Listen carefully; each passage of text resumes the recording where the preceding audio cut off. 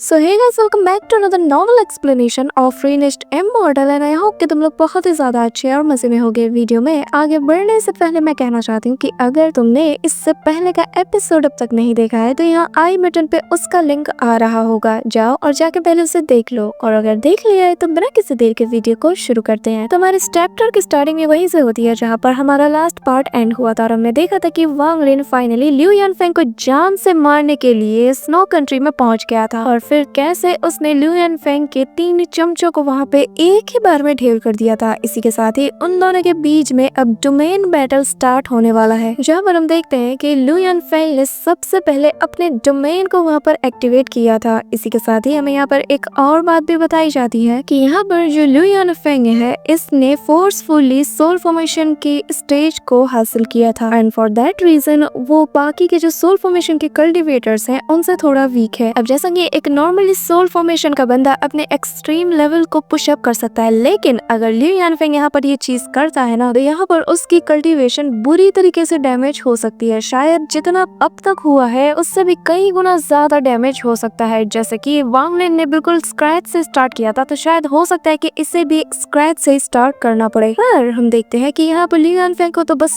वांग लिन को कैसे न कैसे करके हराने की पड़ी थी और इसी वजह से वो कहता भी है कि अगर तुम्हें हराने के लिए मुझे आज यहाँ पर अपनी कल्टीवेशन को भी डिक्रीज करना पड़ा ना तो मैं करूंगा। साथ ही हमें यहाँ पर यह भी बताया जाता है कि अगर कोई कल्टीवेटर सोल फॉर्मेशन पर हुआ तो उसका वो जो डोमेन होगा ना वो थोड़ा इल्यूजनरी फॉर्म में हमें यहाँ पे नजर आ सकता है, लेकिन अगर उस कल्टीवेटर ने सोल फॉर्मेशन को अचीव कर लिया होगा तो वो अपने डोमेन को फिजिकल फॉर्म में यूज कर सकता है। और हमें यहाँ पर ऐसा ही दिखाया जाता है कि जब लियू यानफेंग अपने डोमेन को यूज करता है तो उसका डोमेन एक फिजिकल फॉर्म ले लेता है एंड देन फाइनली वांग लिन भी वहाँ पर अपने डोमेन को एक्टिवेट कर देता है, जहाँ पर हम देखते हैं कि ब्लैक गैस के अंदर से एक लाइफ एंड डेथ वाला स्क्रोल बाहर आता है और जहाँ पर फाइनली हमें ये भी दिखाया जाता है कि वांग लिन की एंशिएंट बॉडी के होने की वजह से उसके डोमेन के साथ साथ वहाँ पर एक और एंशिएंट बॉडी जैसा फिगर भी आता है जो कि बहुत ज्यादा जायंट होता है। इसी के साथ गाइस हम देखते हैं कि फाइनली जब वांग लिन अपने डोमेन को एक्टिवेट कर देता है ना तो उसके स्क्रोल के साथ मौजूद वो जायंट सा फिगर इन दोनों स्क्रोल्स का यूज करने लगता है ताकि वो लियू यानफेंग पर अटैक कर सके। इसके बाद हम देखते हैं कि दोनों के डोमेन आपस में कोलाइड करते हैं जिससे वहाँ पर एक मैसिव एक्सप्लोजन भी होता है, लेकिन वांग लिन का डोमेन कुछ ज्यादा ही पावरफुल था। इसी वजह से इसका बहुत ही बुरा वाला इफेक्ट लियू यानफेंग को भी होता है, जिससे लियू यानफेंग की कंडीशन अब पहले से कई गुना ज्यादा खराब हो जाती है और जिस वजह से वो समझ जाता है कि अब उसके पास कोई और ऑप्शन नहीं और इस वजह से वो अपनी सेलेस्टियल एनर्जीज को भी यूज करना शुरू कर देता है। बट एज वी नो कि सेलेस्टियल स्पिरिचुअल एनर्जीज बहुत ही ज्यादा लिमिटेड होती है, इसी वजह से वो अपने पास से एक सेलेस्टियल स्पिरिचुअल जेट को बाहर निकालता है, जिसके बाद वो उसके अंदर से एनर्जीज को अपने अंदर अब्सॉर्ब करना शुरू कर देता है, जिसके बाद वो उनकी एनर्जीज की वजह से वांग लिन पर एक जबरदस्त अटैक करता है, जिसमें हम देखते हैं कि आसमान से बड़े बड़े आइस बॉल वांग लिन पर गिरना शुरू कर देते हैं। अब यहाँ पर हमें स्पेशली मेंशन किया गया है कि ये जो अटैक अभी लियू यानफेंग ने किया ये कोई भी कर सकता है, लेकिन लियू यानफेंग एक सोल फॉर्मेशन लेवल का बंदा है। भले ही उसने फोर्सफुली ये स्टेज अचीव किया हो पर वो है तो ना, ऊपर से उसने इन अटैक को सेलेस्टियल स्पिरिचुअल एनर्जीज की मदद से किया था, जिससे वांग लिन को अगर ये पड़ गई ना तो ये अटैक्स वांग लिन को ठीक ठाक डैमेज पहुंचा सकती है। पर हम देखते हैं कि वांग लिन भी यहाँ पर रुकने वालों में से कहाँ था, वो तो यहाँ पर प्लान बना के ही आया था कि आज चाहे जो हो जाए इस लियू यानफेंग को तो मैं जान से मार दूंगा। और अपने इन्हीं थॉट्स के साथ वांग लिन फाइनली अपना वो 10,000 वाला सोल फ्लैग बाहर निकालता है, जिससे हम देखते हैं कि चारों तरफ से सोल्स उसे घेर लेते हैं। लेकिन हमें दिखाया जाता है कि ये जो आइस बॉल्स थे ये बहुत ही ज्यादा पावरफुल थे और इतने सारे सोल्स के होने के साथ भी फिर भी वो वांग लिन तक पहुंच जा रहे थे। अब जैसा कि मैंने लास्ट एपिसोड में बताया था कि वांग लिन को इस फाइट से बहुत ही अच्छा खासा एक्सपीरियंस मिलने वाला है, इसी वजह से हम देखते हैं कि वांग लिन वहाँ मौजूद सभी सोल्स को उन आइस बॉल्स की तरफ थ्रो कर देता है, जिससे कि उनकी पावर आपस में ही न्यूट्रलाइज हो जाए। जिसके बाद फाइनली वांग लिन को ये रियलाइज हो जाता है कि एक सोल फॉर्मेशन के कल्टीवेटर की पावर क्या हो सकती है और जब वो इसमें ब्रेक थ्रू कर जाएगा ना तो वो भी सेलेस्टियल एनर्जीज को यूज कर पाएगा। और फिर वो इमेजिन करते हुए अपने मन में कहता है कि जब मुझे सेलेस्टियल एनर्जीज का एक्सेस मिल जाएगा तो जरा सोचो जब मैं उन्हें अपने सोल्स के साथ कंबाइन करूंगा तो मेरे ये सोल्स कितने ज्यादा पावरफुल हो जाएंगे। यहाँ पर वांग लिन को ये सब करता हुआ देखकर लियू यानफेंग पे बहुत ही ज्यादा शॉक्ड हो जाता है, जिसके बाद उसे तभी याद आता है कि अब मेरे पास और कोई ऑप्शन नहीं सिवाय इस चीज के और फिर हम देखते हैं कि वो अपने पास से सीतुलैन का वो हाथ बाहर निकालता है जिससे कि वो वांग लिन पर अटैक कर सके, जो कि उसने पास्ट में भी किया था। लेकिन हमें यहाँ पर ये बताया जाता है कि उस टाइम तो वांग लिन बहुत ही ज्यादा वीक था, पर अब वांग लिन अब तक की सबसे ज्यादा पावरफुल स्टेज पर है। जिसके बाद लू यानफेंग उसी हाथ से वांग लिन पर अटैक कर देता है, जिसे देखकर वांग लिन इमीडिएटली अपने उन्हीं 2 बेल्स को बाहर निकालता है और उनके जरिए से उस हाथ को वहीं पर सील कर देता है। जिसके बाद वो फाइनली उस पर एक जोरदार अटैक करके उसे वहां पर हरा देता है। अब यहाँ पर देखने से ही पता चलता है कि लू यानफेंग की हालत बहुत ही ज्यादा खराब हो चुकी है और ये बात लू यानफेंग भी अच्छे से जान चुका था और इसी वजह से ना चाहते हुए भी वो बस अपना लास्ट ऑप्शन जो कि है सेल्फ डिस्ट्रक्शन उसे यूज कर देता है और कहता है कि मैं अगर आज यहाँ पे मरा ना तो मैं तुम्हें और बाकी सबको भी लेकर मरूंगा। यहाँ पर इसे ऐसा करता हुआ देखकर वांग लिन समझ जाता है कि अगर एक सोल फॉर्मेशन का कल्टीवेटर यहाँ पर ब्लास्ट करता है ना तो न सिर्फ वो बल्कि आसपास की सभी चीजें भी उसी धमाके में खत्म हो जाएंगी। लेकिन वांग लिन यहाँ पर एक स्पिरिचुअल रिफ्ट को ओपन करते हुए उसे कहता है कि अगर तुमने यहाँ पर ये करने की कोशिश की ना तो मैं तुम्हारे यहाँ मौजूद पूरे लोगों के साथ साथ इस सेक्ट को भी डिस्ट्रॉय कर दूंगा। अब वांग लिन की ये बात सुनकर लू यानफेंग थोड़ा इमोशनल हो जाता है क्योंकि शियू सेक्ट उसका अपना है। वो यहाँ पर बचपन से अपने फैमिली और दोस्तों के साथ रहा है, वो यहीं पर पला बड़ा है, तो वो ऐसे अपनी नजरों के सामने अपने सेक्ट को डिस्ट्रॉय होता हुआ नहीं देख सकता। इसी वजह से लू यानफेंग वहाँ पर फाइनली अपनी हार को एडमिट कर लेता है और फिर वो उससे कहने लगता है कि तुम्हें मेरे साथ जो करना है तुम कर सकते हो, लेकिन बदले में तुम्हें वादा करना होगा कि तुम मेरे सेक्ट को छोड़ दोगे। जिसके बाद फाइनली वांग लिन अपने उसी सोल एक्सट्रैक्टिंग मेथड को यूज करना शुरू कर देता है और फिर वो लू यानफेंग की बॉडी से उसकी सोल को एक्सट्रैक्ट करके अपने फ्लैग में अब्सॉर्ब कर लेता है। इसी के साथ वहाँ मौजूद जितने भी कल्टीवेटर्स थे जो कि बहुत दूर खड़े थे, वो अपने डिवाइन सेंसेस से इस बात का पता लगा लेते हैं कि उनका सेक्ट मास्टर अब यहाँ पर हार चुका है। जिसके बाद वांग लिन उन सभी के सामने अपीयर हो जाता है और फिर अपने डिवाइन सेंसेस से उन सभी से कहने लगता है कि आज से इस कंट्री सोल फॉर्मेशन या उसके ऊपर के कल्टीवेटर्स को अलाउ नहीं किया जाएगा और ना ही किसी सेक्ट मास्टर को। अगर तुम लोगों ने ऐसा किया तो मैं दोबारा यहाँ पर आ जाऊंगा और इस बार पूरे सेक्ट के साथ साथ तुम सभी को भी जान से मार दूंगा। इसी के साथ वांग लिन वहाँ पर अपने स्क्रोन को दोबारा से बाहर निकालता है जिससे एक ग्रे कलर की गैस निकलती है, जो कि जैसे ही निकलती है हम देखते हैं कि वो गैस तुरंत ही वहाँ मौजूद सभी कल्टीवेटर्स के बॉडी में इंसर्ट हो जाती है और फिर वांग लिन कहता है सीन, और जिसके साथ ही हमें बताया जाता है कि वहाँ मौजूद जितने भी कल्टीवेटर्स थे उन सब की कल्टीवेशन लेवल अब पूरी तरीके से सील हो गई है। फॉर एग्जाम्पल हमें ये भी बताया जाता है कि ये बिल्कुल उसी तरीके से है जैसे कि लू यानफेंग ने वांग लिन के ऊपर पास्ट में किया था और वांग लिन के उस सील की वजह से हम देखते हैं कि उन सभी के फोरहेड पर 2 मार्क अपीयर हो जाते हैं। और यहाँ पे अपना काम तमाम करने के बाद वांग लिन दूसरी जगह पर मचाने के लिए जा रहा है। अब तुम जानते हो कि वो कहाँ जा रहा है। इसी के साथ एक और बार हम देखते हैं कि वांग लिन का नाम चारों तरफ गूंजने लगता है। लोग आपस में बस वांग लिन के बारे में ही चर्चा कर रहे थे। अब जैसा कि तुम सबको पता है कि पहले ही लोग वांग लिन को सोल फॉर्मेशन का सबसे पावरफुल कल्टीवेटर मानते थे, लेकिन इस बार वहाँ मौजूद सभी लोग सोल ट्रांसफॉर्मेशन के सबसे पावरफुल कल्टीवेटर के रूप में वांग लिन की चर्चा कर रहे होते हैं, क्योंकि जो कांड वांग लिन ने अभी अभी किया है ना लू यानफेंग की सोल को एक्सट्रैक्ट करके और उसे डिफीट करके, तो ये चीज कोई मामूली बात नहीं थी। इसी के साथ हमें ये भी बताया जाता है कि जब वांग लिन ने उन सभी के कल्टीवेशन को सील कर दिया था तो अब ज़ुई कंट्री का रैंक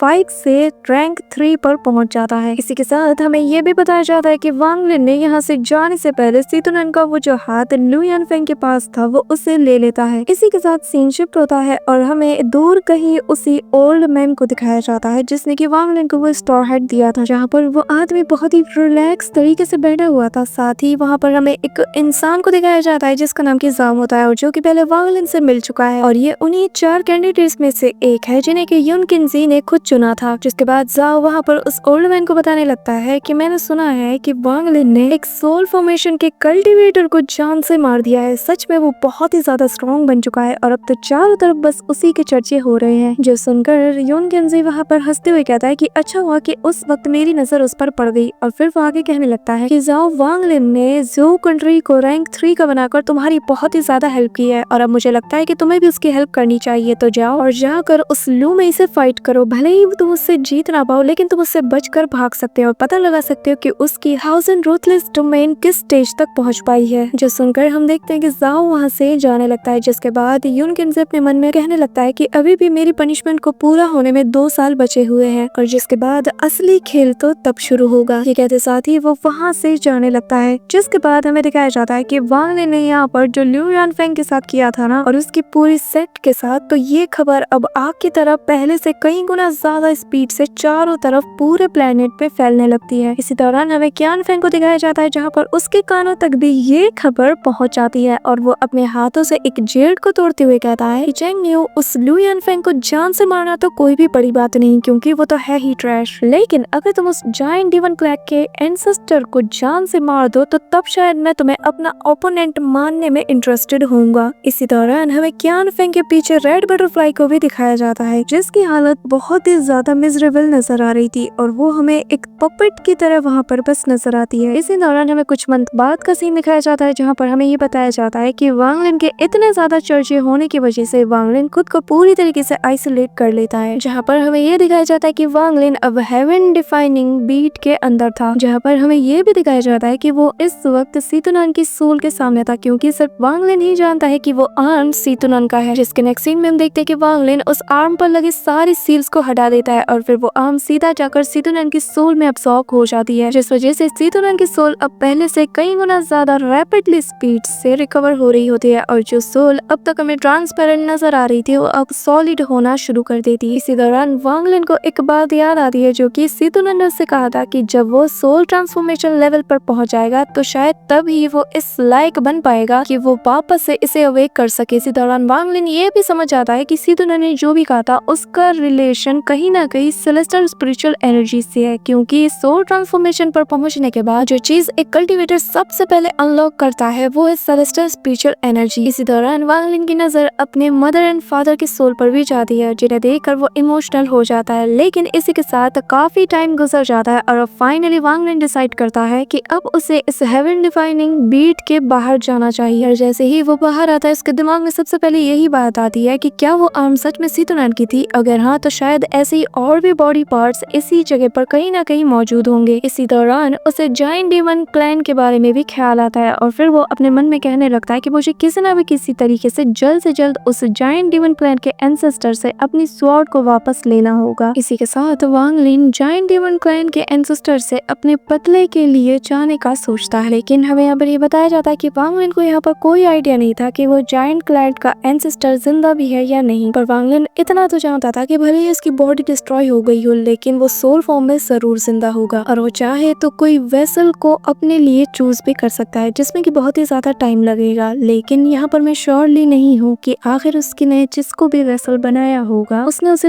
पूरी तरीके से अडॉप्ट किया भी होगा या नहीं। इसी के साथ वांग लिन एंशिएंट ट्रांसफर अरे के पास आ जाता है जहाँ पर वो डीमन क्लैन की तरफ जाने का सोचता है, लेकिन हम देखते हैं कि इसी थॉट के साथ वो वहाँ से ट्रांसफर हो जाता है। इसी दौरान वांग लिन अपने मन में सोचने लगता है कि लिu यानफेंग था वो फोर्सफुली सोल ट्रांसफॉर्मेशन पर पहुंचा था, लेकिन वो डीमन क्लैन का एंसेस्टर बहुत ही ज्यादा पावरफुल है, वो अपनी खुद की मेहनत से इस स्टेज तक पहुंचा था और उसकी जो फाइटिंग स्टाइल है वो एंशिएंट गॉड से बहुत ही ज्यादा सिमिलर है। यहाँ पर इन्हीं सारे सवाल के साथ वांग लिन अपने मन में बहुत ही ज्यादा कंफ्यूज होता है कि क्या उसे उसके अगेंस्ट जाना चाहिए या फिलहाल थोड़ी और वेट करना चाहिए, क्योंकि सन ताई जैसा इतना पावरफुल बंदा भी उसके आगे टिक नहीं पाया और अगर फाइट थोड़ी देर और चलती तो शायद वो डीमन क्लैन का एंसेस्टर उसे हरा भी देता। इसी के साथ हमें दिखाया जाता है कि वांग लिन डीमन क्लैन की तरफ नहीं गया था बल्कि वो वापस से सोल डिफाइनिंग सेक्ट की तरफ चला आता है जो कि पीलो कंट्री में ही मौजूद था। जिसके साथ ही वो जैसे ही सोल डिफाइनिंग सेक्ट पे पहुंचता है वो उन्हीं रिंग्स के पास जाकर खड़ा हो जाता है। इसी दौरान उसके सामने एक मिडिल एज्ड ओल्ड पर्सन आता है जो कि यहाँ पर वांग लिन को देखकर थोड़े अजीब टाइप के एक्सप्रेशन देता रहता है, लेकिन उसके अगले ही पल वो वांग लिन को देखकर पहचान जाता है और वो उसे रिस्पेक्ट के साथ ग्रीट करने लगता है। यहाँ पर उसे इतना रिस्पेक्ट देता हुआ देखकर वांग लिन को थोड़ा शक होता है कि शायद दूतियान ने इसे भी हमारे बारे में जो भी बातचीत हुई थी वो सभी कुछ बता दिया होगा और इसी वजह से वांग लिन उसे रिस्पेक्ट के साथ ग्रीट करते हुए कहता है कि मैं एंसेस्टर दूतियान से मिलना चाहता हूँ, जिस पर वो ओल्ड मैन बताता है कि मैं माफी चाहता हूँ पर एंसेस्टर दूतियान ऑलरेडी क्लोज डोर कल्टीवेशन में चले जा चुके हैं और जब तक उनकी कल्टीवेशन पूरी नहीं हो जाती हम उन्हें डिस्टर्ब नहीं कर सकते हैं, लेकिन उन्होंने जाने से पहले ऑलरेडी ये चीज गेस कर लिया था कि शायद आप यहाँ पर बहुत ही जल्द वापस आने वाले हैं और इसी वजह से उन्होंने आपके लिए 2 चीजों को प्रिपेयर करके मुझे दे दिया था। जिसके बाद वो अपने पास से एक बैग को निकालता है और वांग लिन को उसकी तरफ थ्रो कर देता है और जैसे ही वांग लिन उसे खोलता है इसी दौरान वो ओल्ड मैन लिन वांग लिन को बहुत ही स्ट्रेंज टाइप के एक्सप्रेशन देता है और फिर वो उसे कहने लगता है कि मैं यहाँ पर पिछले 700 सालों से हूँ और मैंने इन 700 सालों में एक भी बार ऐसा नहीं देखा कि हमारे एंसेस्टर दूतियान ने इस बैग को किसी को भी दिया हो। और यहाँ तक कि एंसेस्टर दूतियान ने आपको खुद अपना सक्सेसर अपॉइंट किया है और इसलिए इसमें मैं कुछ भी नहीं कर सकता। यहाँ पर हमें दिखाया जाता है कि वांग लिन जैसे ही उस बैग को ओपन करता है उसे उसके अंदर से सबसे पहले वो 1